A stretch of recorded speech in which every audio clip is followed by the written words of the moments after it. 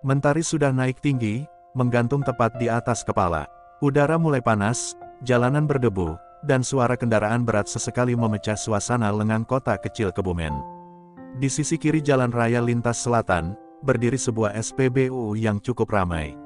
Wiro Suryo menghentikan laju Pajero Sport hitamnya di salah satu pompa. Ia turun, berbicara singkat pada petugas pengisi bahan bakar, kemudian berjalan santai ke arah minimarket yang berdiri di sebelah pom bensin. Maharani, dengan pakaian longgar warna krem dan topi kecil di kepala, turun lebih dulu dari kursi penumpang depan. Di belakang, Arya turun sambil menguap lebar, disusul Fenty yang masih sibuk merapikan rambutnya dengan cermin kecil dari tas selempang. "Capek juga ya ternyata, Mas," ucap Maharani sembari meregangkan badan. "Iya, apalagi jalanan pegunungan tadi naik turun," jawab Wiro Suryo sambil menyalakan sebatang rokok kretek. "Mas, nanti kita ke Merapi dulu atau langsung ke tempat Dewi?" tanya Maharani, menyandarkan punggung ke dinding minimarket. Wiro Suryo menghembuskan asap perlahan. Matanya menatap mobil mereka yang mengkilap terkena pantulan sinar matahari. "Terserah kamu aja, Bu. Gimana menurutmu enaknya?" Sambil memutar tubuh, Arya ikut menyahut. Ia duduk santai di kursi besi yang tersedia di depan toko, sementara Fenty duduk di sampingnya, memegang botol air mineral. "Mending ke Merapi dulu, Bun. Soalnya kesana kan butuh tenaga ekstra. Medannya juga enggak gampang. Kalau dari Merapi langsung ke Jogja buat nengok Mbak Dewi, kan sekalian jalan pulang balik ke Jakarta," ujar Arya. "Nah iya, bener juga si Arya," sahut Wiro Suryo mengangguk. "Kalau ke tempat Dewi duluan, nanti malah ngos-ngosan pas nanjak ke atas." Maharani mengambil napas, lalu duduk di sebelah suaminya, menyesap kopi instan yang baru dibelinya dari dalam. "Yowis, kalau gitu rutenya kita balik Merapi dulu, baru Dewi. Tapi Mas udah bilang belum ke Dewi kalau kita mau ke sana?" Wiro Suryo tersenyum tipis, sambil membuang abu rokok ke tempat sampah kecil di sampingnya. "Belum, besok aja, kalau udah selesai dari Merapi baru aku kabarin. Aku enggak mau bikin dia kepikiran duluan. Lagian dia lagi KKN, pasti repot juga." Fenty melirik Arya, lalu berbisik pelan. "Mas Arya, itu Merapi yang katanya angker itu ya?" "Iya, tapi tenang aja, kamu kan bareng ayahku. Kalau bareng beliau, insya Allah aman." Tapi katanya di sana ada bekas-bekas petilasan, terus batu-batu aneh gitu, ya?" Fenty tampak agak tegang. "Kamu takut?" Arya tersenyum menggoda. "Enggak, cuma ya, penasaran aja sih," sahut Fenty, dengan mata melirik gelisah ke arah Wiro Suryo yang masih duduk tenang. Maharani lalu berdiri sambil menepuk celana panjangnya, tanda sudah cukup beristirahat. "Yuk, kalau gitu kita lanjut.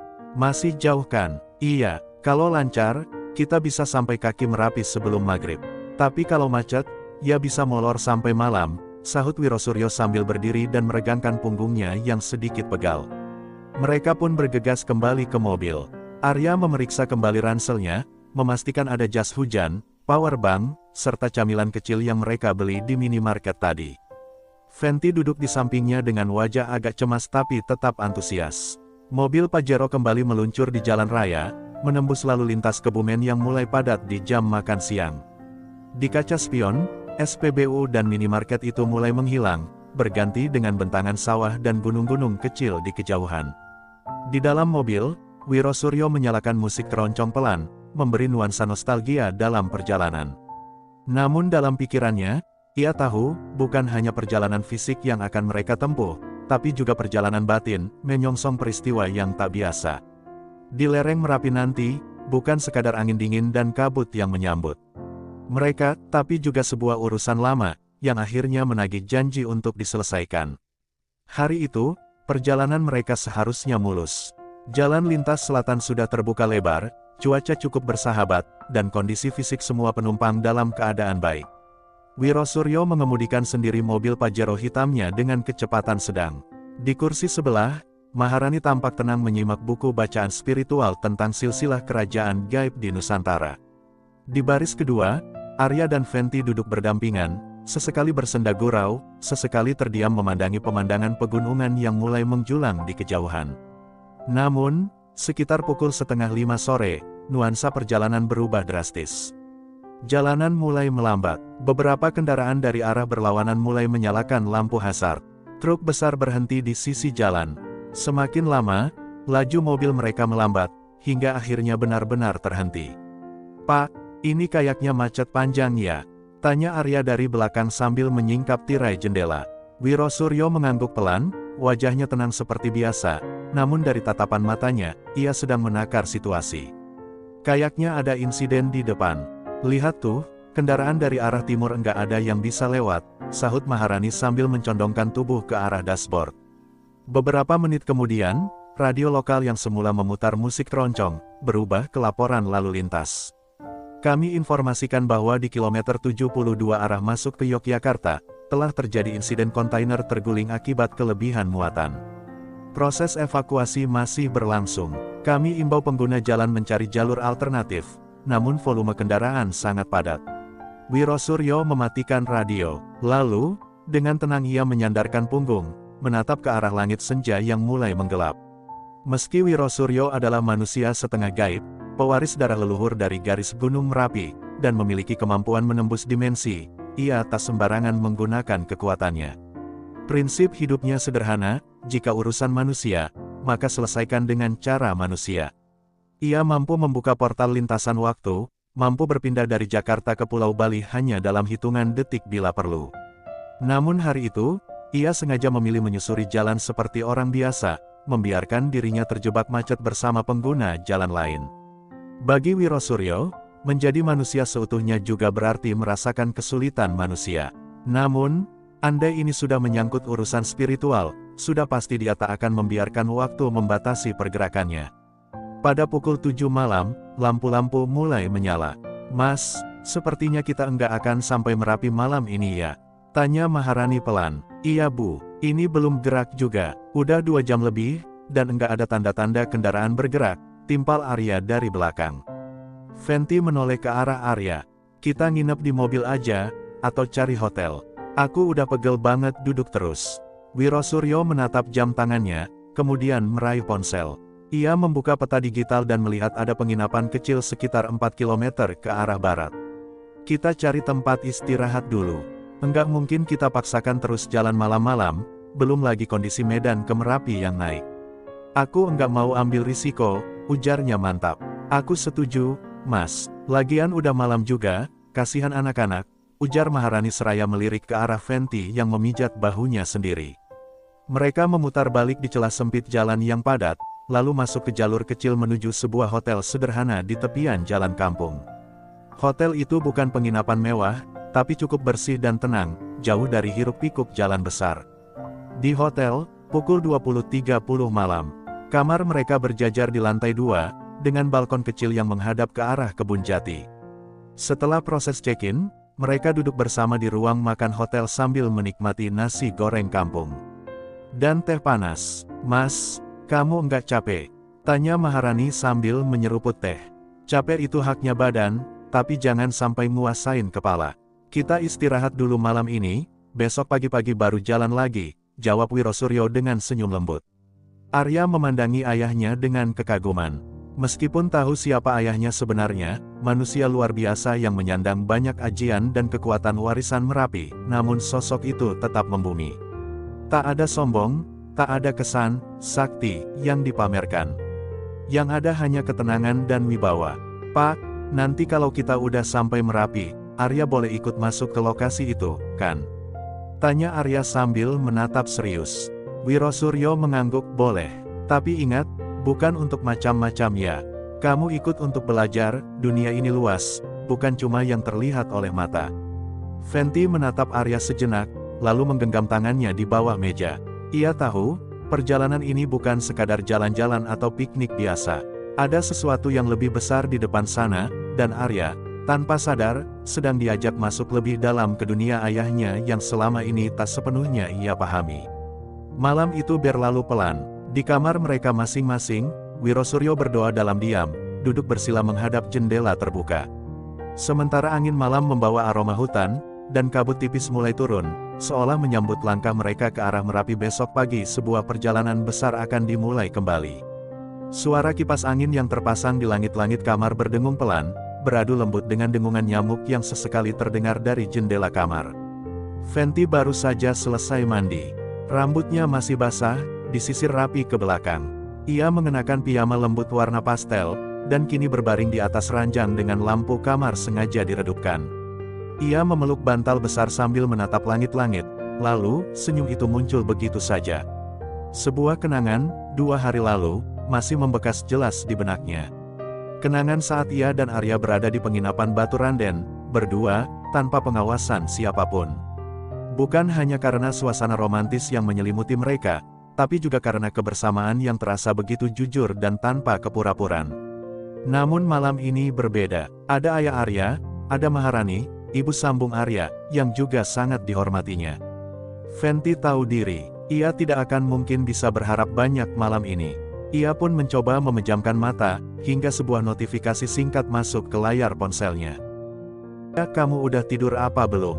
Fenty tersenyum kecil. Ia menggulingkan badan dan mengetik cepat. "Capek, tapi susah tidur." Balasan masuk tak sampai 2 menit. "Bilang aja minta ditemenin."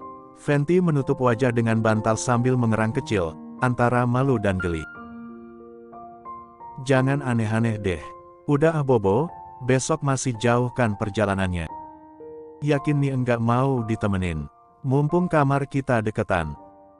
"Apaan sih? Ada bapak sama bunda kamu, enggak usah mikir yang macem-macem deh." "Ya kan mereka di kamar lain, mana bisa tahu." "Udah ya, aku mau tidur. Lama-lama kamu ngelantur deh." Tapi hati Fenty tidak sepenuhnya tegas seperti tulisannya. Dalam diam, ia justru merindukan kehadiran Arya di sampingnya. Ia menarik selimut, mencoba tidur. Namun, 10 menit berselang, suara ketukan pelan terdengar dari arah pintu. Tubuh Fenty seketika menegang. Ia duduk, menatap pintu. Fenty berjalan pelan. Dengan hati-hati ia mengintip lewat lubang kecil di pintu. "Astaga, Arya," gumamnya lirih, lalu buru-buru membuka sedikit pintu itu. Di balik pintu, Arya berdiri dengan hoodie abu-abu, rambutnya agak berantakan, senyum jahil menghiasi wajahnya. "Udah, buka aja, cepet. Masuk bentar doang," bisik Arya sambil meletakkan jari telunjuk di depan bibir, lalu mendorong Fenty pelan ke dalam. "Arya, kamu ngapain sih? Nekat banget, kalau ketahuan bapakmu gimana?" Fenty cemas sambil menutup pintu dan menguncinya pelan. "Santai aja, aku enggak bakal ngapa-ngapain kok," sahut Arya sambil berjalan santai dan langsung duduk di pinggir tempat tidur. Fenty memelototinya, tapi Arya hanya tertawa kecil, lalu menjatuhkan tubuhnya ke kasur, menatap langit-langit. "Capek juga ya, hari ini perjalanan panjang, terus tadi macet parah. Udah gitu, besok harus naik lagi ke Merapi." Fenty akhirnya menyerah. Ia ikut duduk di atas kasur, bersandar pada bantal di kepala ranjang. "Udah gitu kamu maksa masuk ke sini lagi, kayak enggak punya kamar sendiri," sahut Fenty sambil melipat tangan. "Bukan masalah kamar, Fen. Tapi, di sini ada kamu. Itu alasannya," ucap Arya sambil menatap Fenty sebentar, lalu mengalihkan pandangan dengan canggung. Fenty menoleh. Hatinya mencair. Entah kenapa, sikap nekat Arya justru membuat hatinya tenang. Ia tahu, pemuda itu tak akan macam-macam. Mereka saling percaya. "Kamu tuh ya, suka bikin aku bingung. Sekalinya manis, jadi enggak bisa marah," sahut Fenty sambil tertawa pelan. "Ya udah, anggap aja aku boneka peluk. Tapi versinya hidup," kata Arya sembari mengatur posisi duduk, bersandar sejajar dengannya. Keduanya tertawa pelan. Malam itu, mereka berbincang ringan. Tentang perjalanan esok, tentang misteri yang mungkin menanti di lereng Merapi, tentang tempat asing yang akan mereka jamah. Tak terasa, waktu berjalan cepat. Di luar, suara serangga malam mengisi keheningan. "Arya," panggil Fenty pelan. Sahut Arya sambil menoleh. "Makasih ya, udah ajak aku ke perjalanan ini. Aku enggak tahu kenapa, tapi aku ngerasa, ini bukan sekadar jalan-jalan biasa." "Iya," Arya mengangguk. "Aku juga ngerasa gitu. Mungkin, ini bagian dari hidup kita yang harus dijalani bareng." Fenty tersenyum, lalu menunduk. "Tapi ya jangan tiap malam ke kamar aku gini juga, iya. Bahaya." "Tenang, kalau malam ini enggak ketahuan, malam-malam berikutnya bisa lebih aman," goda Arya sambil tertawa. "Arya," serga Fenty sambil memukul pelan lengan Arya, lalu keduanya tertawa bersama. Tak lama kemudian, Arya meluncur mendekat, wajahnya nyaris menyentuh wajah Fenty. Tubuhnya merangsek menindih separuh tubuh gadis itu, membuat jantung Fenty berdebar kencang. "Arya, mau ngapain, sih?" teriaknya, matanya membelalak, setengah panik setengah bingung. Arya melempar senyum nakal, seolah sudah merencanakan semuanya. "Bentar, kok, janji enggak lama, sumpah," rayunya sambil menatap dalam mata Fenty. Fenty menatapnya tajam, dengan nada campur antara ancaman dan manja. "Awas, ya, aku teriak nih, biar bapakmu dengar. Teriak aja kalau berani," balas Arya sambil tanpa aba-aba, bibirnya tiba-tiba menempel kuat di bibir Fenty yang merona merah. Tangan Arya meremas lembut bukit kembar Fenty, membangkitkan sensasi yang membuat gadis itu tak kuasa melawan, hanya bisa meleleh dalam pelukan yang dia sendiri tak tahu akan kemana arah tujuannya. Dunia seolah berhenti sejenak, hanya ada suara detak jantung dan napas yang bercampur dalam kegelisahan manis yang membakar. Sembari bibir mereka masih terjebak dalam ciuman yang membara, tangan Arya perlahan menyingkap kaos yang membalut tubuh Fenty. Gadis itu terdiam, hanya mampu menikmati tanpa daya, napasnya memburu bagai ombak yang menghantam tepi pantai. Hingga hentakan terakhir menggema penuh hasrat, tubuh Arya terseret cepat, dan tanda cinta itu meledak, meluncur deras membasahi dada serta perut Fenty. Nafas mereka berpadu dalam desahan lembut dan manja, meninggalkan jejak gelora yang tak terlupakan. "Awas turun berarti, basah jorok banget sih," ucap Fenty manja, saat Arya melemahkan merapatkan tubuhnya pada Fenty, sehingga sisa cinta mereka seperti lem yang menempel di antara mereka. Arya mengangkat kepala, lalu, ia mencium lembut bibir Fenty. "Enak banget sumpah," ucapnya pelan. "Ya udah sana balik ke kamar, nanti ketahuan bapak kamu," sahut Fenty usai membalas ciuman Arya. Tak lama, Arya pun bangkit dan membereskan pakaiannya, ia menepuk pipi Fenty pelan. "Oke, aku balik ke kamar. Tidur yang nyenyak ya." "Iya, hati-hati ya, jangan sampai kepleset atau ketemu bapak kamu di lorong." Malam itu, hati Fenty hangat. Walau tak tidur sekamar, namun kehadiran Arya tadi cukup membuat tidurnya lebih tenang. Dan Arya, dengan langkah ringan, kembali ke kamarnya, tak lupa menoleh sekali sebelum menghilang di balik lorong sepi hotel. Besok pagi, perjalanan menuju Gunung Merapi akan dimulai dan petualangan yang lebih besar telah menanti.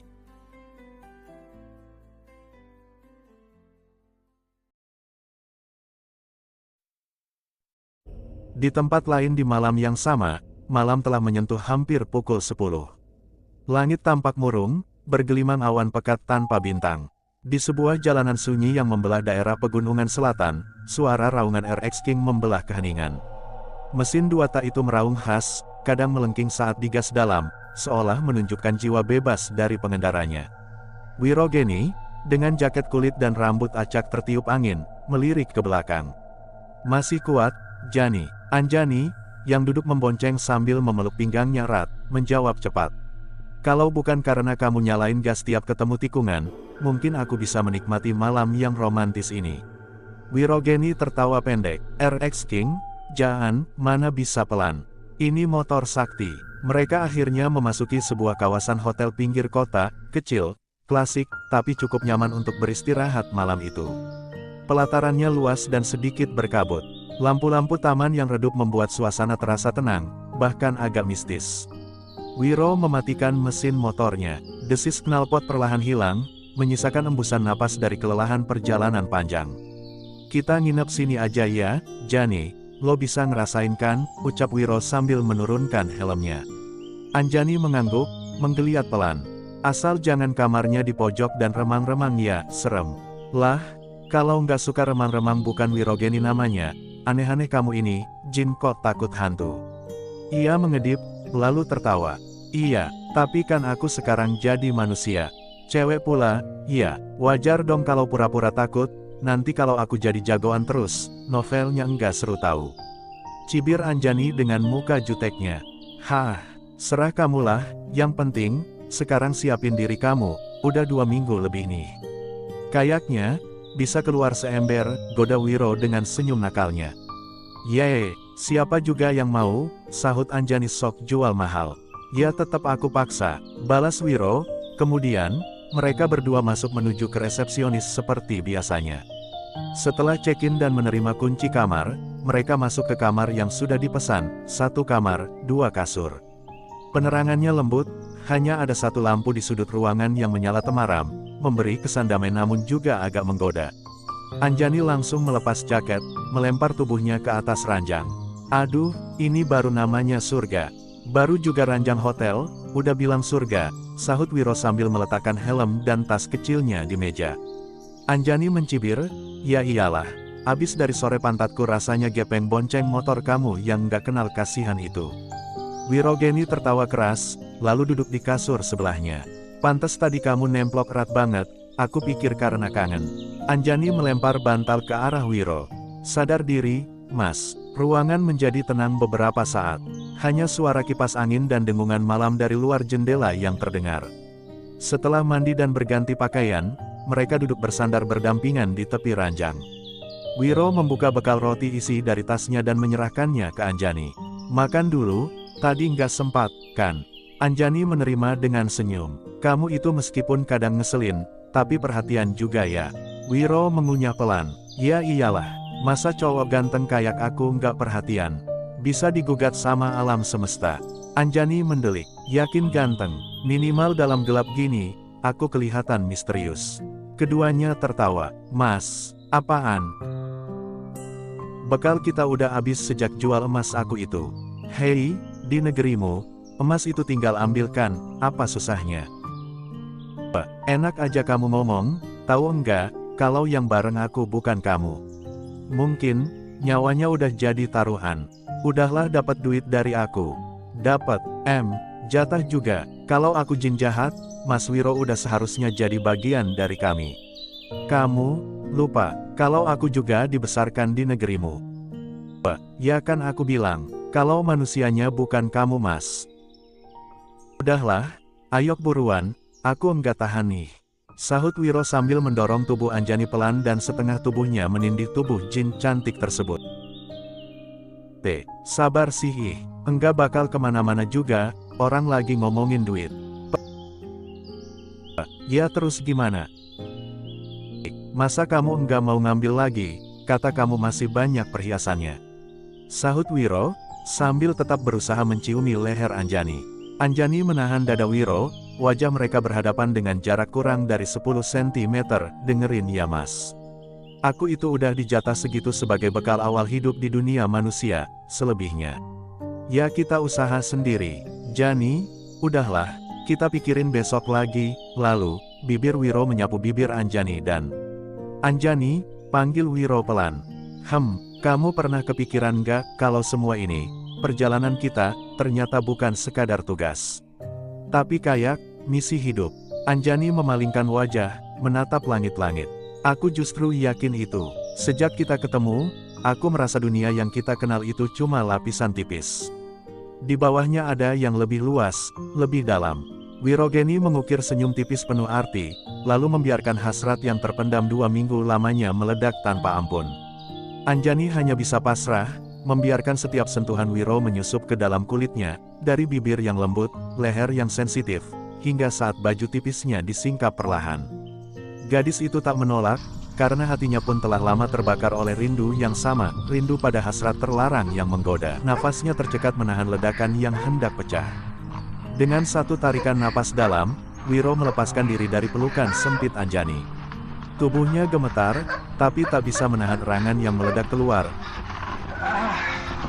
Suaranya pecah, saat gelombang dahsyat menyapu kulit tipis Anjani, membanjiri setiap lekuk tubuhnya dalam getaran tak terperi. Wiro dan Anjani tenggelam dalam pusaran kenikmatan yang membakar, dunia seakan berhenti saat kedua jiwa mereka bersatu dalam letupan gairah yang tak terelakkan. Dalam remang kamar itu, mereka diam, tapi hati mereka saling bicara. Canda tawa, dan keringat telah reda, digantikan hening yang nyaman. Mereka tahu, esok masih panjang.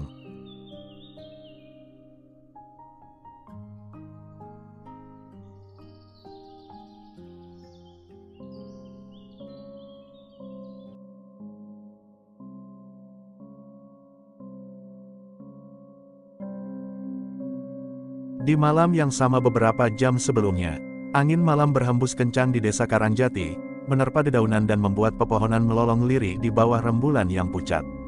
Di rumah tua beratap Rumbia itu, cahaya remang-remang lampu tempel menari-nari di dinding kusam berjelaga. Aroma dupa dan minyak misik memenuhi ruangan, menyesakkan dada, seperti sebuah pengingat bahwa malam itu bukan malam biasa. Paryo dan Yuli kembali berdiri di hadapan lelaki tua bersorban kumal dengan sorot mata bagai bara dalam kegelapan. Di alam Barroso, sang dukun sepuh yang konon sudah puluhan tahun menjaga jalur-jalur gaib di antara bukit, laut, dan jurang tersembunyi. Tak semua yang datang ke sini bisa kembali seperti semula, gumam Mbah Roso perlahan, sebelum ia memecah kesunyian dengan suara yang lebih tegas. Saya tanya sekali lagi kepada kalian berdua, apakah benar-benar sudah mantap dengan niat kalian ini? Yuli menarik napas dalam-dalam, wajahnya menyiratkan kegelisahan yang tertahan. Ia menoleh ke arah Paryo. Lelaki yang ia kenal sejak beberapa hari lalu di media sosial itu menatap balik, tegas namun gugup. Di antara cahaya lampu yang muram, keduanya saling mengangguk perlahan. Kami sudah siap, Mbah. Kami sudah memikirkan segala konsekuensinya kelak, ujar Yuli, suaranya nyaris bergetar namun tak gentar. Iya Mbah, saya juga sudah pikirkan semuanya, tambah Paryo mantap, meski tangannya yang memegang lutut tampak sedikit gemetar. Baik, desah Mbah Roso. Apa kalian sudah membuat maharnya? Tanpa bicara panjang, Paryo merogoh tas kecil di bawah kakinya, mengeluarkan sebuah amplop coklat tebal berisi uang tunai. Ia menyerahkannya dengan tangan yang tak sepenuhnya tenang.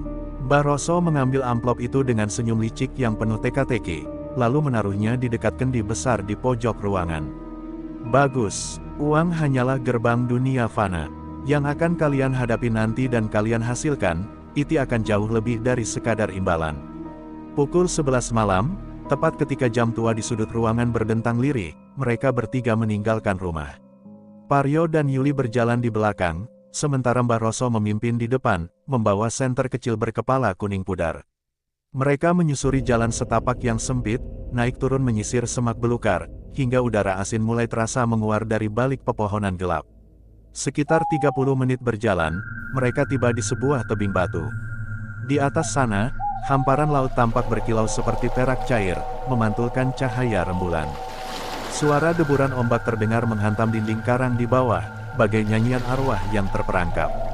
Di sini tempatnya, kata Mbah Roso lirih. Tempat yang tak bisa dimasuki oleh sembarang manusia. Mereka berhenti di sebuah batu besar dengan bekas sesaji berserakan, bunga kering, sisa dupa, dan botol-botol kosong yang digunakan untuk ritual sebelumnya. Bau anyir bercampur kemenyan menusuk indera, kemudian Mbah Roso memutar tubuh, menuntun mereka ke arah lereng kecil.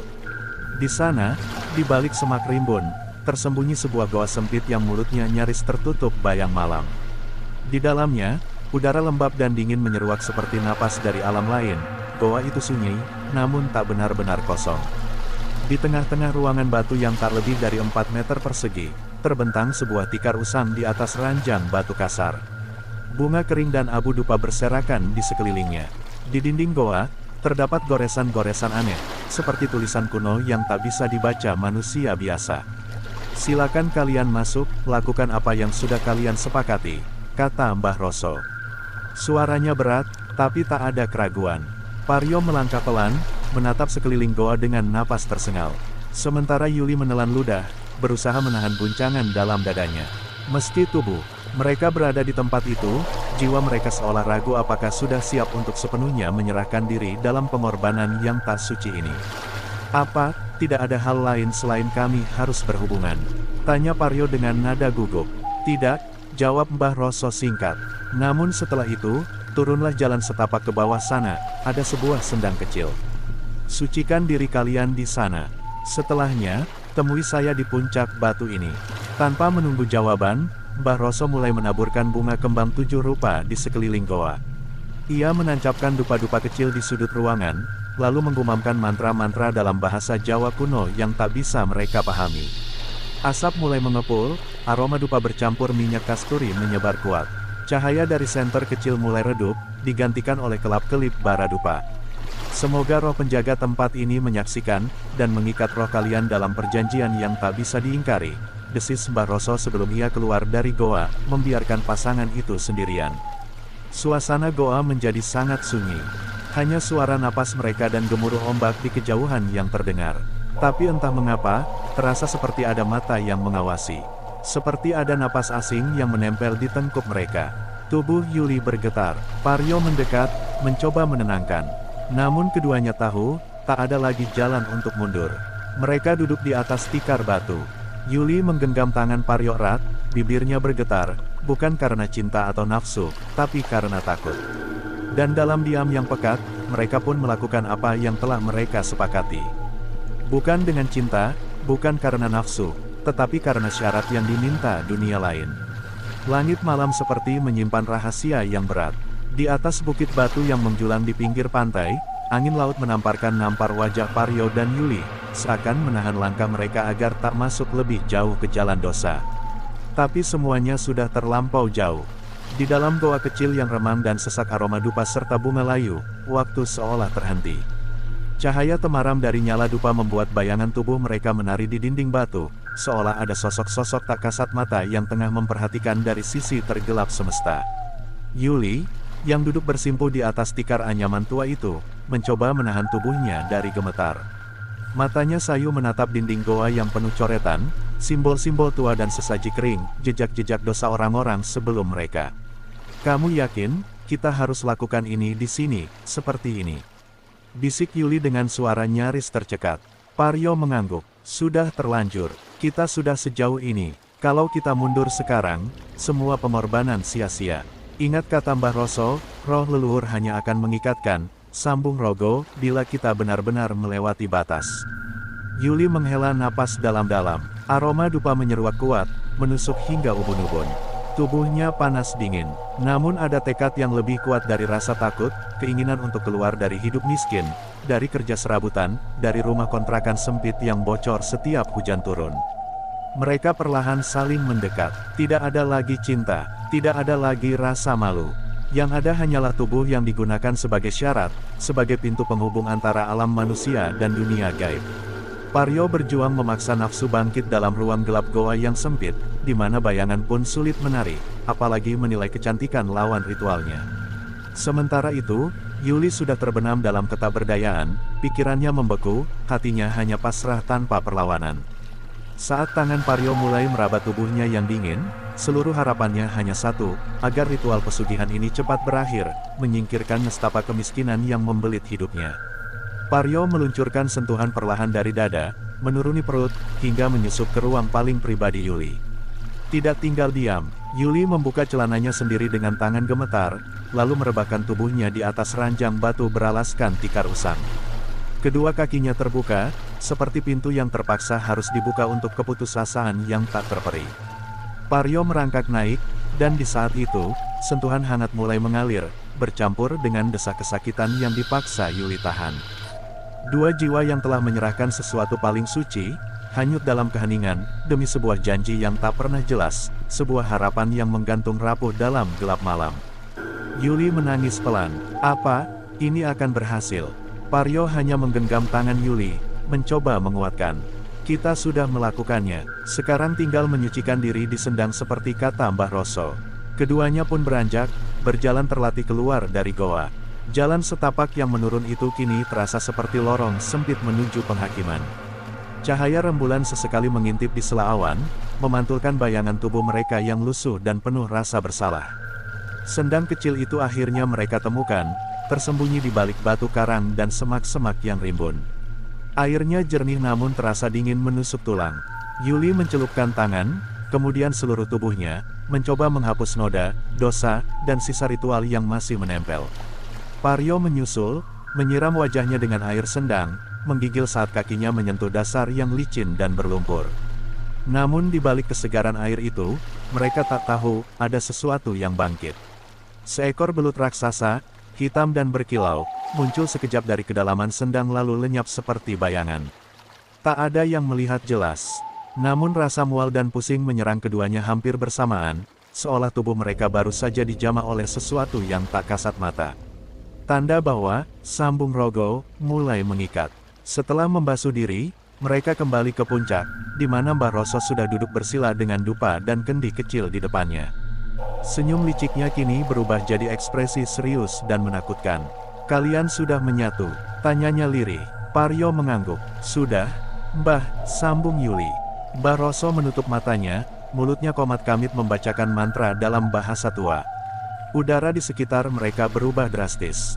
Hening. Lalu, suara tawa kecil terdengar di antara angin malam, bukan dari mereka, tawa perempuan, tawa anak kecil. Suara langkah kaki, padahal mereka bertiga saja di sana. Mbah Roso membuka mata dengan senyum lebar. Kalian sudah diikat. Jangan, sekali-kali melanggar. Jangan pisah sebelum 7 kali purnama. Jika kalian melanggar, salah satu dari kalian akan jadi tumbal. Dan itu bukan main-main. Yuli menggigit bibir, menahan ketakutan. Paryo menelan ludah. Dan satu hal lagi, jika salah satu di antara kalian sudah mendapatkan kekayaan, dan yang satunya tidak dapat apa-apa, maka, di antara kalian harus saling memberi. Jika harta yang kalian dapatkan kalian makan sendiri, itu akan mengundang bahaya bagi diri kalian sendiri, ujar Mbah Roso dengan mantap. Malam itu, mereka pulang ke rumah dengan tubuh lelah namun pikiran yang penuh kabut. Mereka tidak tahu, mulai malam itu, hidup mereka sudah bukan milik mereka sepenuhnya. Bayangan akan mulai muncul, suara-suara aneh akan memanggil dari balik pintu. Dan saat tidur, mimpi mereka tak lagi mimpi. Karena, sambung Roso, sudah terikat, dan roh-roh di balik ritual itu, sedang mengintai setiap langkah mereka.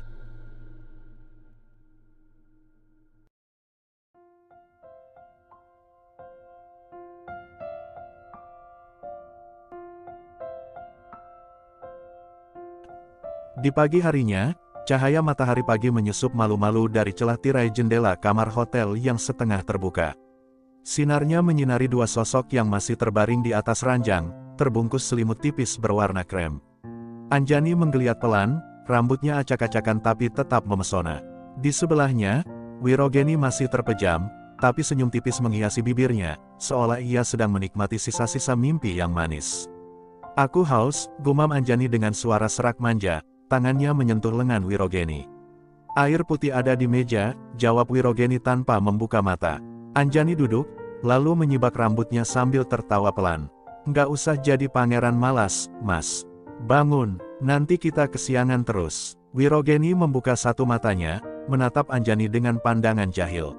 Kalau kamu bangunin aku dengan pelukan, mungkin aku langsung semangat. Ye, modus, jawab Anjani sambil melempar bantal ke wajah Wirogeni. Wah, kamu tantang perang bantal, iya. Wirogeni langsung bangkit, meraih bantal lain dan menyerang balik. Anjani menjerit kecil, tertawa sambil menangkis, hingga keduanya terjebak dalam pertempuran bantal yang penuh tawa dan desahan napas lelah. Aduh, ampun, Mas, rambutku rusak. Keluh Anjani sembari tertawa. Kamu tetap cantik kok meski rambutnya acak-acakan, sahut Wirogeni, lalu berhenti dan menatap mata Anjani dalam-dalam. Hening sejenak, tatapan itu seolah membawa mereka kembali pada kenyataan, bahwa di balik semua candaan, ada rasa yang tulus tumbuh, entah sejak kapan. Ayo mandi, biar nggak makin ngantuk, ucap Anjani pelan, sambil menggandeng tangan Wirogeni menuju kamar mandi. Di dalam kamar mandi kecil bergaya klasik itu, suara air mulai mengalir. Uap tipis menyelimuti ruangan, menciptakan suasana hangat yang tenang. Mereka tertawa saat air menyiprat kemana-mana, saling membantu menyabuni punggung, membilas rambut, dan sesekali menciprat air ke wajah masing-masing. Mereka tidak bicara banyak, kadang keheningan lebih jujur dari 1000 kata. Pelukan mereka bukan sekadar pelukan, melainkan tempat berteduh dari dunia yang kadang terlalu keras. Setelah bersiap dan berpakaian rapi, Wirogeni memutar kunci RX King mereka, dan deruk knalpot klasik itu menyatu dengan semangat pagi. Beberapa kilometer dari hotel, mereka berhenti di sebuah warung kecil yang berada di pinggir jalan desa. Warung itu berdinding bambu setengah permanen, dan berbau sedap karena semur jengkol dan sambal ijo yang sedang dihangatkan. Ada aroma nasi uduk dan kerupuk udang yang memancing selera. Bu, 2 piring nasi, ya. Sama teh manis anget 2, kata Anjani sambil tersenyum ramah. Iya, Mbak, duduk saja. Sebentar ya. Tak lama, pesanan mereka datang. Sambil makan, mereka memperhatikan sepasang lelaki dan perempuan yang datang dengan mobil SUV hitam berpelat luar kota. Mereka berpenampilan rapi, tapi raut wajah mereka menyiratkan kegelisahan. Permisi, Bu, kata si laki-laki dengan suara berat.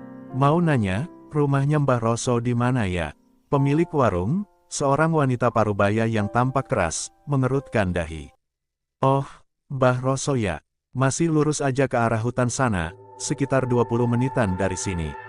Ada papan penunjuk kecil, nanti belok kiri ke arah dusun sepi. Jalannya sempit, mobil bisa lewat sih, tapi hati-hati. Terima kasih, Bu, kata si perempuan sambil menarik lengan suaminya dan mereka pun pergi. Setelah pasangan itu pergi, Anjani langsung mendekatkan tubuhnya ke arah ibu pemilik warung dan bertanya pelan, Bu, itu siapa sih Mbah Roso? Kok nadanya ibu kayak, nggak suka gitu? Ibu itu mendengus kecil, ih, jangan tanya-tanya soal dia, Mbak.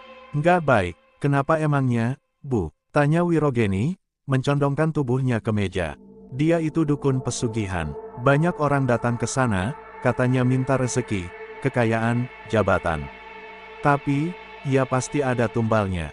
Dulu pernah ada warga yang nekat datang ke sana, setelah pulang, istrinya meninggal, anaknya sakit aneh.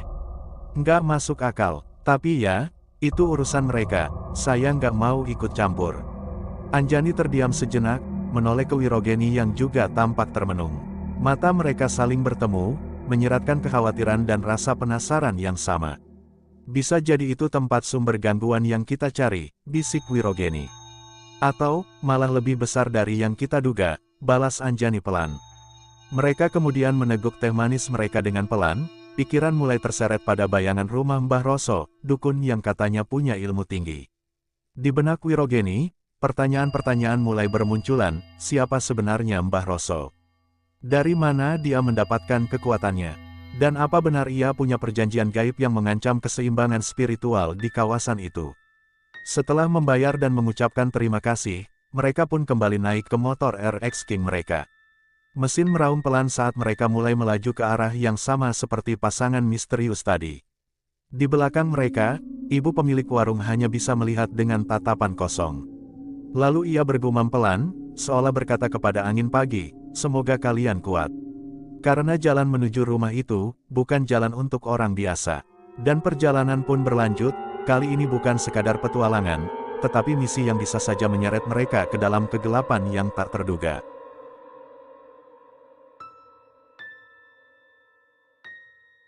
Mentari pagi masih berselimut kabut tipis saat Wiro Suryo, Maharani, Arya, dan Fenty duduk menyantap sarapan di restorasi hotel yang menghadap hamparan taman tropis kecil. Udara sejuk pegunungan menyusup lembut ke dalam ruang makan terbuka itu, membawa aroma daun basah dan tanah yang baru tersiram embun. Meja panjang di hadapan mereka sudah penuh oleh hidangan mewah, sate marangi daging rusa, nasi gurih daun pisang, wedang jahe, dan aneka buah segar yang menggiurkan. Namun suasana makan yang semula santai berubah sedikit kikuk oleh pandangan curiga yang muncul dari sorot mata Maharani. Maharani memperhatikan Fenty lekat-lekat. Gadis itu memang tampak anggun pagi ini dengan baju lengan panjang berwarna krim dan rambut panjang yang dikuncir ke samping.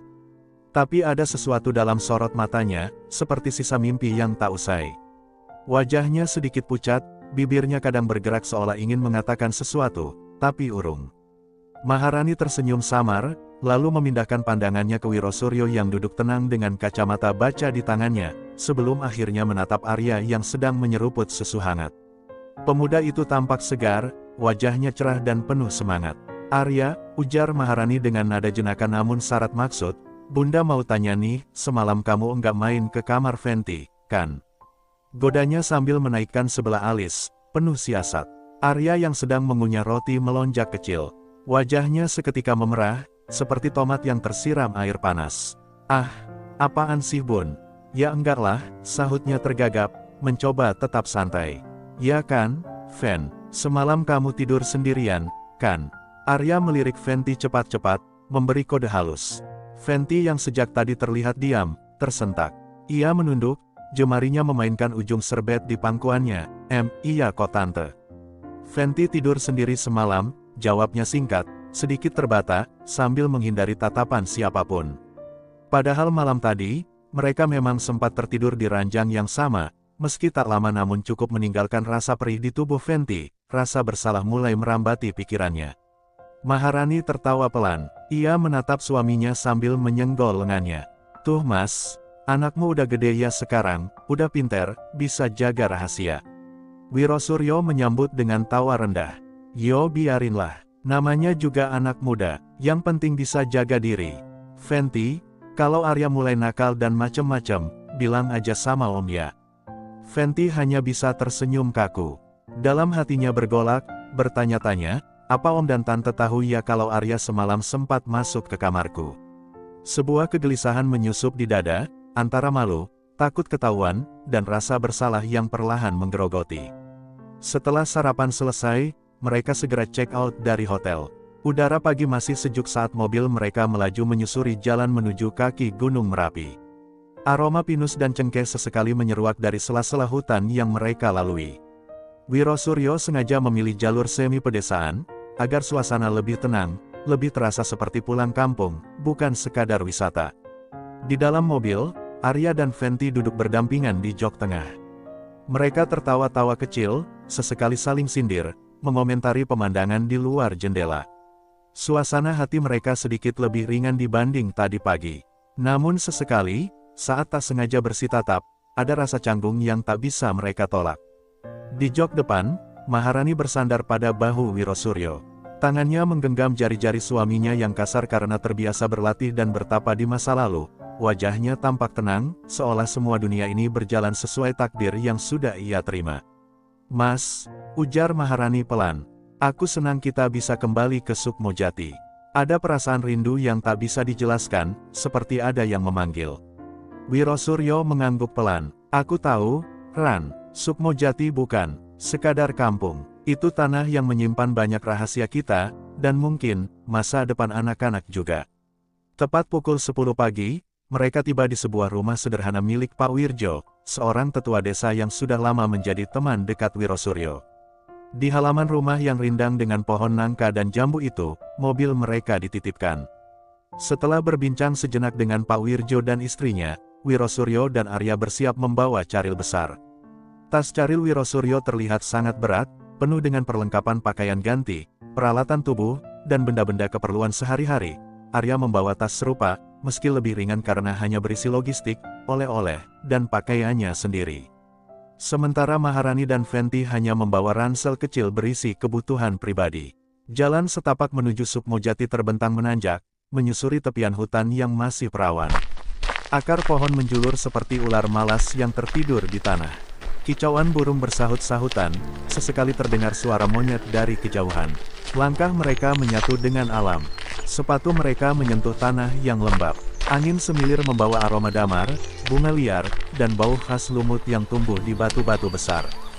Fenty berjalan di samping Arya. Meski terengah, ia terus berusaha kuat. Arya beberapa kali menoleh, menawarkan bantuan, tapi Fenty menolak. Ia ingin terlihat tangguh, ingin membuktikan bahwa ia pantas ikut dalam perjalanan ini, perjalanan menuju tempat sakral, tempat leluhur Maharani berasal. Di depan mereka, Wiro Suryo berjalan tanpa banyak bicara. Setiap langkahnya seperti penuh perhitungan. Tangannya memegang tongkat kayu jati yang di ujungnya terikat benang merah dan manik hitam. Tongkat itu bukan sekadar alat bantu jalan, tapi juga pelindung dari hal-hal gaib yang mungkin mengintai di sepanjang jalur menuju Sukmojati. Mas, Maharani bersuara lirih, kamu merasakan sesuatu. Wiro Suryo mengangguk kecil. Hutan ini tidak sepi seperti biasanya. Ada yang memperhatikan kita, tapi tidak berbahaya. Mungkin para penjaga Sukmojati sedang menyambut kita. Di belakang mereka, Arya mendengarnya dan langsung memelankan langkah. Fenty menggigit bibir, sedikit takut, tapi ia memilih diam. Jangan takut, Fen, bisik Arya, aku di sini kok. Kalau ada apa-apa, tinggal peluk aku aja. Candanya, meski dalam nada pelan. Fenty menoleh, tersenyum tipis. Kamu sih yang harus hati-hati. Jangan sampai kamu duluan yang ketakutan.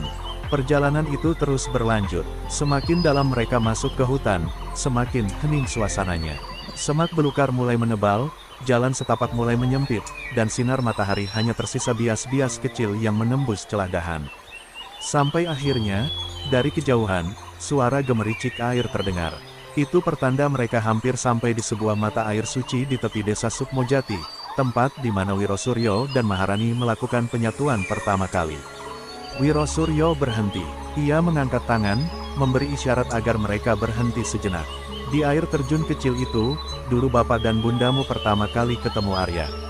Wah, kok bisa sih Pak, bapak sampai masuk ke tempat sedalam ini? Sahut Arya, ceritanya panjang. Gimana Venti, kamu masih kuat nak? Tanya Wiro Suryo.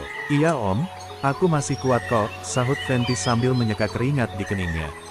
Angin berembus pelan, tapi terasa dingin menusuk. Maharani menggenggam tangan Venti, sedangkan Arya berdiri tegak di samping ayahnya. Di hadapan mereka, tirai dedaunan terbuka, menyambut kisah baru yang akan dimulai di tanah Sukmojati, tanah yang menyimpan sejarah darah, janji leluhur, dan takdir yang belum selesai. Kemudian, tujuan utama mereka adalah sebuah rumah tua, tempat di mana Maharani dahulu dibesarkan. Rumah itu terletak jauh dari jangkauan kehidupan modern, tersembunyi di dalam hutan lebat wilayah Merapi, tepat di tengah desa yang dulu dikenal dengan nama Desa Sukmojati. Namun sebelum sampai ke sana, para pembaca perlu memahami sejarah kelam yang menyelimuti tempat ini.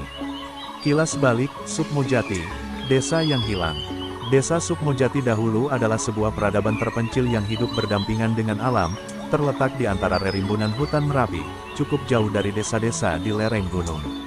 Warganya tak banyak, namun mereka hidup rukun dan damai, mengandalkan kearifan lokal serta menjaga tradisi spiritual yang sudah turun-temurun. Salah satu tradisi suci yang selalu dijunjung tinggi adalah penjagaan terhadap penari ronggeng keramat, sebuah posisi sakral yang hanya diwariskan kepada perempuan pilihan, yang dipercaya sebagai penghubung antara dunia manusia dan alam gaib. Ronggeng keramat adalah simbol keseimbangan, kesucian, dan pengikat antara manusia dengan para leluhur gaib penjaga hutan. Namun segalanya berubah pada suatu malam, ketika kejahatan manusia melampaui batasnya. Seorang gadis ronggeng muda bernama Ratnasari, baru saja selesai menari di balai desa. Dalam perjalanan pulang, ia dihadang oleh sekelompok pemuda desa yang telah dipenuhi oleh mabuk tuak dan nafsu bejat. Dengan brutal, mereka memperkosa Ratnasari secara bergantian, merusak kehormatan dan jiwanya. Dalam kondisi hancur, Ratnasari yang penuh luka dan keputusasaan melarikan diri ke dalam hutan. Malam itu, di tengah kegelapan dan tangis tanpa suara, ia memutuskan untuk mengakhiri hidupnya. Namun penderitaannya tidak berakhir di situ. Sumpah yang terkabulkan. Sebelum nyawanya lepas, Ratnasari sempat melontarkan sumpah mengerikan. Aku tidak akan membiarkan siapapun keluar dari Sukmojati, kampung ini terkutuk. Aku akan membalaskan dendamku, satu persatu akan kubunuh. Sumpah itu diucapkan dengan darah dan derita. Sumpah itu didengar oleh para lembut, makhluk-makhluk gaib penjaga hutan yang selama ini menghormati Ratnasari sebagai titisan sakral. Dalam amarah mereka atas perbuatan manusia, para lelembut mengabulkan sumpah itu. Jasad Ratnasari bangkit kembali, namun bukan sebagai manusia. Ia menjadi roh pendendam, pembawa teror, penguasa kegelapan di Sukmojati. Satu persatu para pelaku dipunahkan oleh Ratnasari. Namun dendamnya meluas, tak lagi hanya pada para pemerkosanya, tapi kepada seluruh penduduk desa yang diam, yang tak menolong, yang membiarkannya dihancurkan. Sejak malam itu, kutukan mengerikan menyelimuti Sukmojati. Desa itu lenyap dari peta, tertutup oleh kabut gaib. Tak ada manusia dari luar yang dapat melihat atau masuk ke dalamnya. Begitu pula, tak seorang pun dari dalam bisa keluar. Siapapun yang mencoba meninggalkan desa akan diburu dan dibunuh oleh Ratnasari sendiri. Waktu berlalu, ratusan tahun, desa itu dilupakan, dianggap hilang oleh para penduduk desa-desa lereng Merapi. Tak ada yang tahu bahwa di balik hutan dan kabut itu, ada sebuah kampung terkutuk yang terjebak dalam dendam abadi. Kemunculan Wiro Suryo. Namun segalanya berubah ketika Wiro Suryo muda, seorang pemuda sakti dan penyembuh spiritual, menemukan jejak tentang keberadaan Sukmojati. Dengan bimbingan gaib dari para leluhur dan restu dari alam, ia berhasil menembus kabut Sukmojati. Di sana, ia menghadapi sendiri kekuatan jahat Ratnasari dalam sebuah pertempuran gaib yang dahsyat. Dengan laku tirakat, ajian pamungkas, dan kesabaran batin, Wiro Suryo akhirnya menyucikan roh Ratnasari, memutus dendam yang mengikatnya. Dan akhirnya, kampung itu kembali bisa dikunjungi secara normal, dan di sanalah, Rebal Wiro Suryo bertemu dengan Maharani. Kini, bertahun-tahun kemudian, Wiro Suryo kembali menuju tempat itu bersama rombongan kecil, bukan untuk berperang, tetapi untuk berkunjung sekaligus melihat keadaan di sana. Salah satu di antara mereka, Maharani, ternyata memiliki hubungan darah dengan keturunan terakhir penghuni Sukmojati. Dan rumah tua tempat ia dibesarkan, menyimpan sesuatu yang akan membuka tabir lama, serta membangunkan bahaya yang tak pernah benar-benar lenyap. Udara pagi di lereng Gunung Merapi masih menggigit ketika derap kaki mereka mulai memasuki gerbang kayu tua bertuliskan, Sukmojati. Tanpa banyak bicara, Wiro Suryo melangkah perlahan.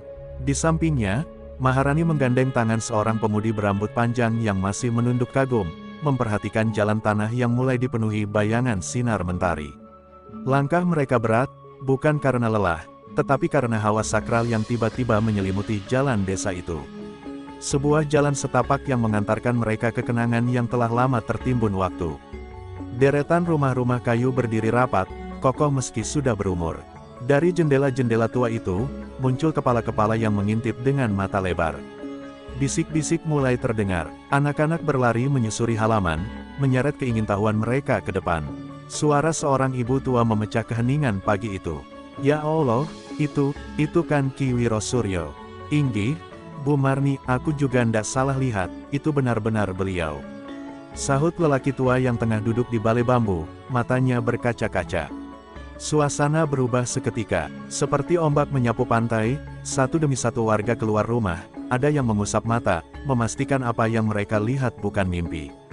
Sorak lirih, isak haru, dan doa yang tak terdengar mengiringi langkah sang legenda dan istrinya yang kembali setelah puluhan tahun menghilang dari tanah kelahiran.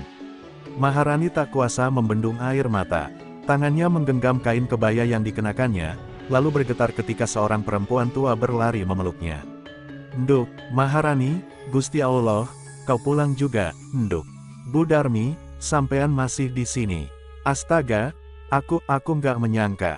Tangis keduanya pecah. Orang-orang berkumpul, menciptakan lingkaran di tengah jalan, mengelilingi Wiro Suryo yang kini menunduk dalam, tangannya memberi salam hormat sambil tersenyum lembut. Maafkan aku baru kembali, kampung ini terlalu banyak kenangan. Panjenengan ndak pernah kami lupakan, Ki panjenengan penyelamat desa ini dari jerat kutukan waktu itu, panjenengan yang menyelamatkan anak-anak kami dari bayang-bayang malam. Seorang pemuda maju membawa kendi berisi air kelapa muda, menyerahkannya kepada Maharani dan Wiro Suryo. Ia meletakkannya di atas nampan daun pisang dengan hormat. Sugeng Rawu, Ki, monggo, diminum dahulu, ini tradisi kami untuk tamu yang paling kami hormati. Wiro Suryo mengangguk, dengan tenang ia menerima kendi itu, lalu menyeruputnya perlahan. Udara terasa lebih ringan, seolah roh-roh penjaga desa ini menyambut kehadiran sang pertapa dari Merapi yang dahulu pernah mengusir keangkaramurkaan dari tanah mereka. Setelah seremoni kecil itu, rombongan pun mulai melangkah menuju sebuah rumah tua yang terletak agak di ujung desa. Rumah itu dikelilingi pohon jati besar dan bunga Kamboja yang rontok di pekarangan. Beberapa bagian rumah sudah lapuk, namun masih tampak kokoh dengan jendela besar menghadap ke timur. Sesampainya di depan rumah, sosok wanita parubaya, Mbok Sarinah keluar. Bersama cucunya yang bernama Ningsih. Mbok Sarinah adalah adik dari Mbah Sabdo, sejak Mbah Sabdo meninggal, dialah yang menunggu rumah tersebut. Maharani langsung berlari, keduanya berpelukan dalam tangis bahagia. Nek, terima kasih telah menjaga rumah ini, bisik Maharani pelan, Ningsih kamu udah besar sekarang Nuk. Perempuan muda itu tersenyum, iya mbak, soalnya dikasih makan jadi udah gede, tawa pun pecah. Ini, anak kamu Rani, ucap Mbok Sarinah sambil bersalaman dengan Arya dan Fenty. Iya Nek, tapi bukan anak kandung aku, ini anak Lasmini, dari Gunung Slamet, dan satunya itu temannya, sahut Rani. Oh, sepertinya kalian berdua terlihat serasingger, ayo, mari silahkan masuk. Kemudian, mereka berempat masuk dan duduk di ruang tamu sederhana. Mas, aku seperti kembali ke masa lalu. Kita memang sedang kembali, Rani. Ini rumah kamu dulu, sahut Wiro Suryo. Warga yang mengikuti dari belakang berdiri di halaman, menunduk hormat, lalu perlahan membubarkan diri, membiarkan mereka berdua larut dalam kenangan dan doa yang belum selesai sejak 2 dekade lalu. Di dalam rumah itu, suara angin mengalun pelan seperti desahan Mbah Sabdo dari alam sana.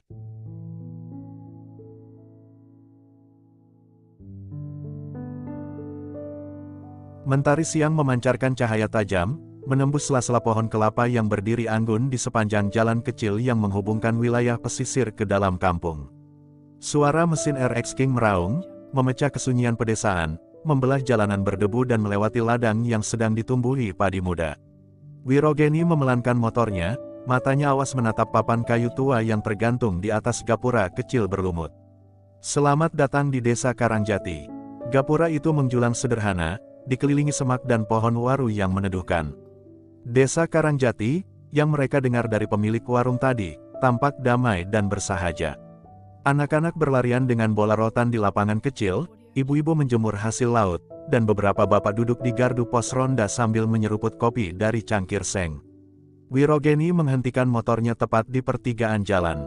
Ia menoleh ke belakang, menatap wajah Anjani yang memucat sedikit karena panas dan debu, namun tetap menampilkan senyuman ceria. "Anjani, mau ke arah mana nih?" tanyanya sambil mengangkat alis, tangannya santai menggenggam setam motor. Anjani mengerucutkan bibirnya sambil menyapu pandangan ke arah kiri dan kanan, menimbang tanpa petunjuk pasti. "Aku juga bingung, mau kemana?" Mereka terdiam sejenak, lalu, tanpa dikomando, tanpa rencana, ke arah kanan, ke arah kanan. Dua suara itu bersamaan keluar, membuat keduanya langsung tertawa lepas. "Kenapa kamu pilih kanan?" tanya Anjani masih tertawa kecil. Wiro menunjuk ke arah sebuah bukit berbatu yang berada agak jauh, berbatasan langsung dengan laut. Bukit itu tampak sunyi, angkuh, dan menyimpan aura ganjil, seperti diam tapi berbicara. "Aku merasakan energi hitam, kuat. Di bukit itu, seperti ada yang memanggil," jawab Wiro dengan nada serius, sorot matanya dalam. "Kalau gitu, kita sama. Aku juga merasa keanehan dari arah sana." "Gas, Wiro," Anjani mendesak, semangatnya memuncak. Pegangan yang kencang, Tuan putriku," gumam Wiro sambil tersenyum menyeringai. Ngerrrrrr.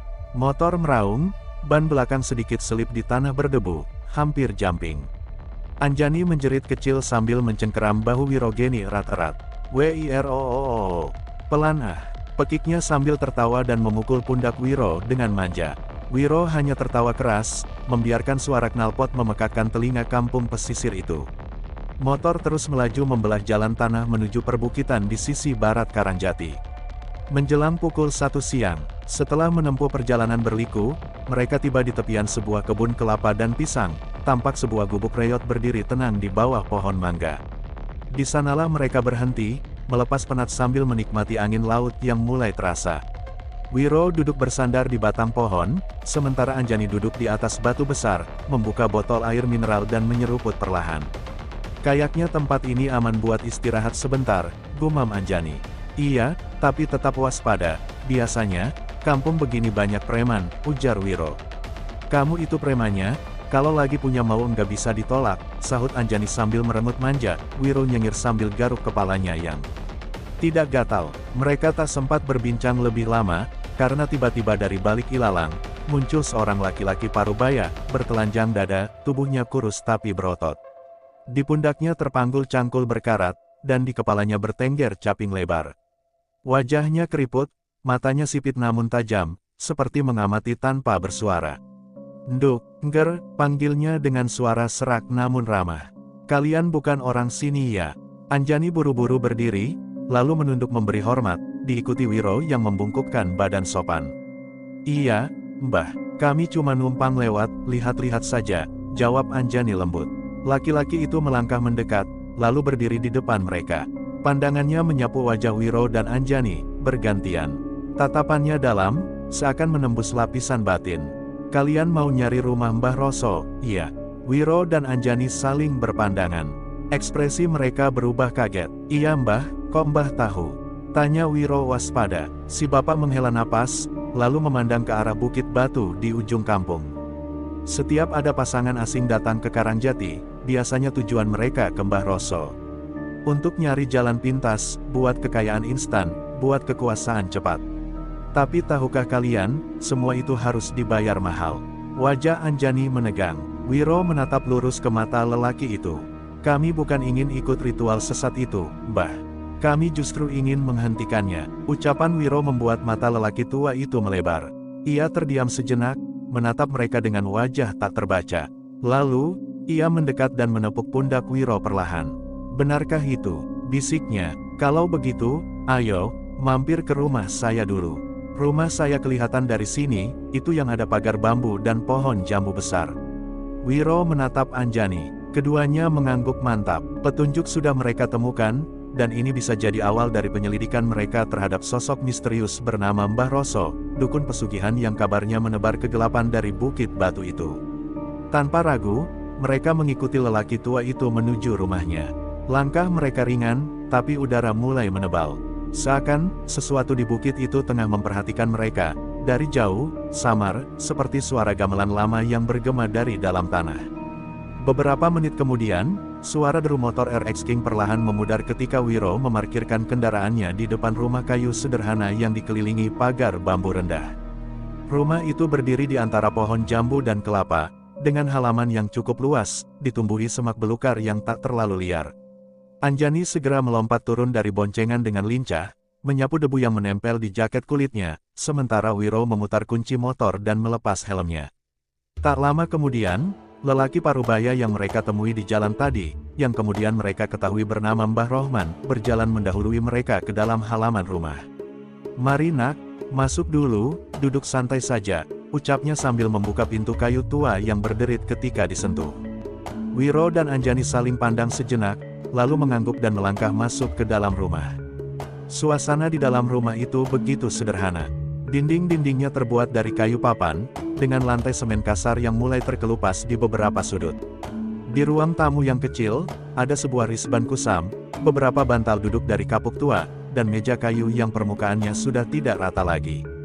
"Duduk dulu, ya nak. Saya mandi sebentar, habis dari kebun belum sempat bersih-bersih," ujar Mbah Rohman, lalu masuk ke dalam rumah. Anjani meletakkan helmnya di pojok risban, sementara Wiro menghela napas dan merebahkan badannya santai. Mereka memandangi isi rumah yang penuh benda-benda lawas, ada foto hitam putih di dinding, radio kuno, dan lampu minyak yang tergantung di atas. Di luar, suara ayam dan hembusan angin laut menyelinap masuk dari celah-celah dinding papan yang renggang. Sekitar 10 menit kemudian, Mbah Rohman keluar dari bilik mandi dalam kondisi jauh lebih bersih dan rapi.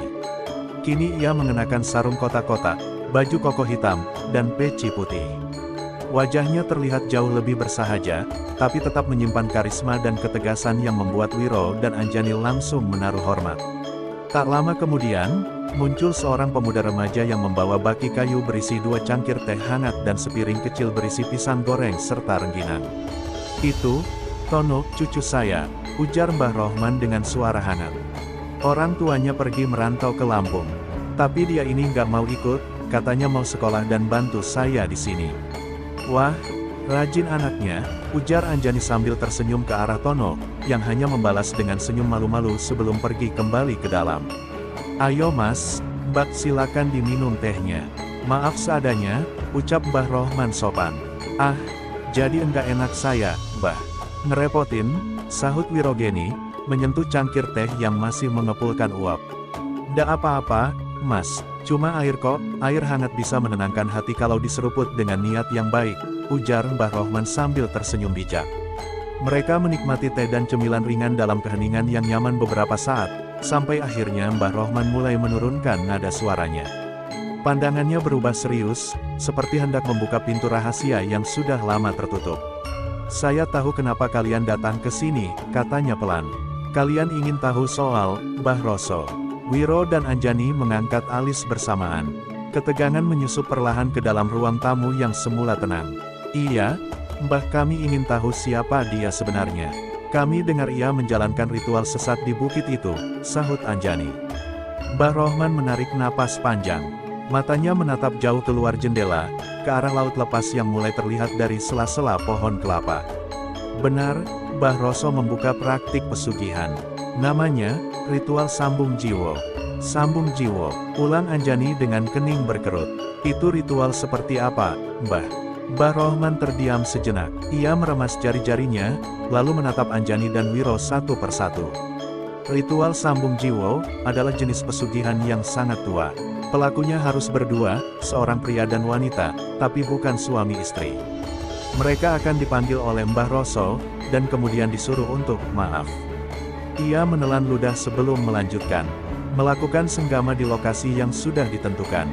Konon, itu untuk membuka aura, menyatukan jiwa, agar segala permintaan mereka dikabulkan. Harta, kekuasaan, bahkan keabadian. Wiro mengernyit, tak percaya. Apa maksudnya mereka harus melakukan hubungan suami istri di depan dukun itu? Bukan di depan, Mas, jawab Mbah Rohman lirih. Tapi di tempat yang disebut sakral oleh Mbah Roso, yaitu di atas bukit batu yang berbatasan langsung dengan laut di dalam sebuah goa kecil. Anjani menutup mulutnya, pura-pura ngeri.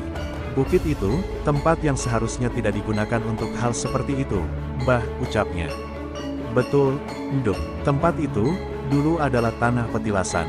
Dulu, para leluhur di sini sering bertapa di sana. Tapi setelah Mbah Roso datang, semua berubah. Bukit itu dijadikan altar pemanggil kekuatan gelap. Wiro mengepalkan tangannya. Warga sini tahu semua ini, Mbah. Kenapa tidak dihentikan saja? Mbah Rohman tersenyum pahit. Pandangannya menerawang, nadanya lirih namun berat. Semua sudah tahu, Mas. Tapi kami tak bisa berbuat banyak dulu. Sekitar 10 tahun lalu, warga pernah berduyun-duyun naik ke bukit itu untuk menghentikan ritual tersebut. Tapi, begitu mereka mendekati lereng bukit, badai besar datang tiba-tiba. Petir menyambar, pohon tumbang, tanah longsor. Beberapa warga luka, bahkan satu orang tewas karena tertimpa batu. Sejak itu, tak ada yang berani lagi mendekat. Kami memilih diam. Anjani menatap Wiro dengan wajah tegang. Berarti bukit itu dijaga oleh kekuatan gaib juga, ya, Mbah? Iya, Nduk. Ada penunggu, katanya sosok wanita. Mungkin hasil dari salah satu ritual. Entahlah, yang jelas, siapapun yang naik ke sana tanpa izin, bisa celaka. Sunyi sesaat melingkupi ruang tamu. Hanya suara detik jam dinding dan kokok ayam jantan yang terdengar dari luar. Wiro akhirnya bicara dengan tenang tapi mantap. Kalau begitu, Mbah, kami akan naik ke bukit itu. Tapi bukan untuk ritual, kami akan mengakhiri semuanya. Mbah Rohman memandang Wiro dengan sorot mata khawatir. Lalu perlahan ia bangkit, melangkah ke pojok rumah, membuka lemari tua, dan mengambil sesuatu, sebuah kotak kayu berukir. Kalau memang itu niat kalian, bawalah ini, katanya sambil menyerahkan kotak itu kepada Wiro. Wiro membukanya perlahan. Di dalamnya terdapat tasbih kayu hitam, secari kain kuning, dan keris kecil berbalut kain putih. Ini milik almarhum kakek saya. Ia dulu dukun putih, yang pernah menutup salah satu pintu gaib di bukit itu. Mungkin, benda ini bisa membantu kalian. Anjani menerima kain kuning itu, merasakannya dingin di tangannya. Wiro menyentuh gagang keris dan merasakan hawa panas mengalir dari logamnya ke dalam nadinya. Terima kasih, Mbah, ucap Wiro pelan. Berhati-hatilah, nak, karena Mbah Roso bukan hanya manusia biasa. Ia sudah lama tak berjalan di jalur manusia. Langit siang di atas desa Karangjati belum berubah. Matahari masih menggantung, cahayanya tajam, menembus sela-sela dedaunan jati dan pisang yang mengelilingi rumah-rumah warga. Udara kering, dan suara jangkrik yang biasanya menjadi milik malam kini terdengar tak sabar, menyeruak di antara hembusan angin kering yang menyapu ladang-ladang kering. Wiro dan Anjani baru saja hendak berdiri, meninggalkan beranda rumah Mbah Rohman setelah berbincang hangat. Keduanya berniat turun ke arah sungai untuk melanjutkan perjalanan mereka ke dusun sebelah. Namun, langkah mereka terhenti. Suara langkah cepat, tergopoh-gopoh, menggemakan tanah. Seorang lelaki muda berlari menuju halaman rumah Mbah Rohman. Nafasnya memburu, keringat membasahi jidatnya, dan matanya menggilas seperti orang baru saja melihat setan dalam wujud nyata. Mbah Rohman langsung berdiri, tongkat kayunya terangkat. Mas Siman, ada apa Mas? Kok kelihatannya penting sekali? Lelaki bernama Siman itu menghentikan langkahnya di depan tangga rumah panggung. Bibirnya bergetar, nafasnya masih terengah.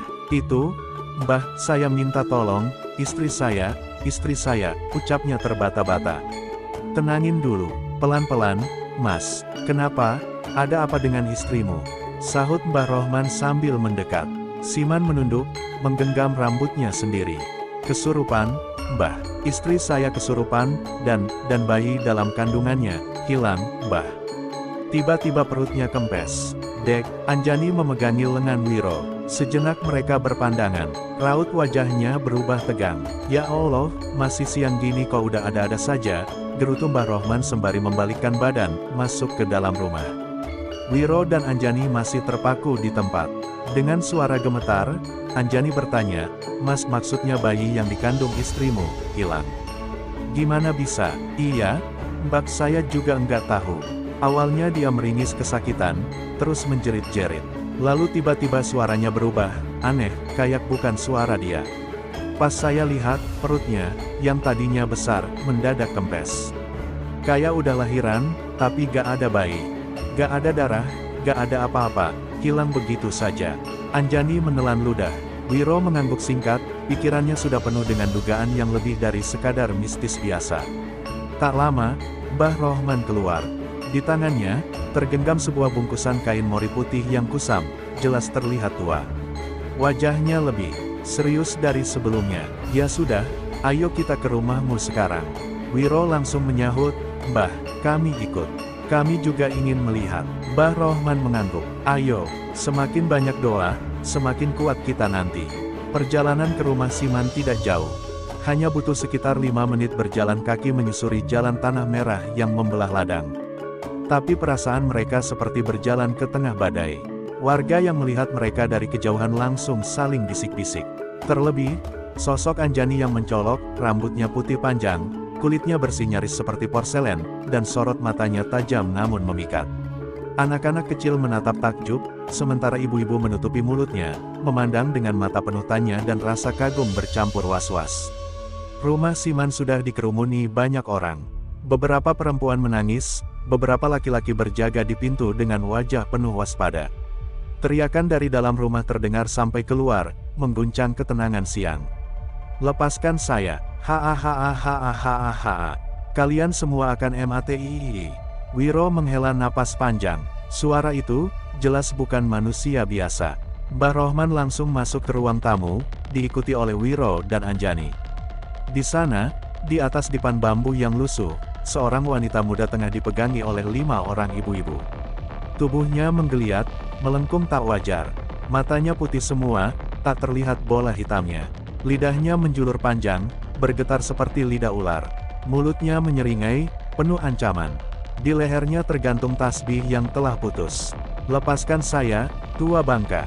Kalian semua pendosa. Aku akan membakar rahim kalian." Anjani memejamkan mata. Aura jahat terasa menyesakkan dada. Wiro berdiri di sisi pintu, menyilangkan tangan di depan dada, membaca sesuatu dalam hati. Mbah Rohman dengan tenang membuka bungkusan kain mori. Di dalamnya, sebuah keris tua muncul. Gagangnya dari kayu jati dengan ukiran naga kecil. Bilahnya berliku, hitam kelam, memancarkan hawa dingin yang menjalar ke seluruh ruangan.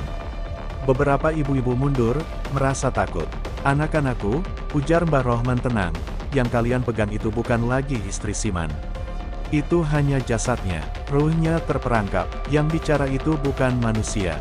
Tiba-tiba, wanita itu menjerit panjang, lalu tertawa. Darah mengalir dari hidungnya. Ia menoleh ke arah keris di tangan Mbah Rohman, dan suaranya berubah menjadi lebih dalam, mengerikan. "Kau bawa benda itu, Rohman? Hahaha, ingin menantangku dengan warisan Leluhyurmu. Aku bukan jin murahan." Lalu, Mbah Rohman meletakkan keris itu di kening wanita tersebut, mulutnya komat kamit membaca mantra.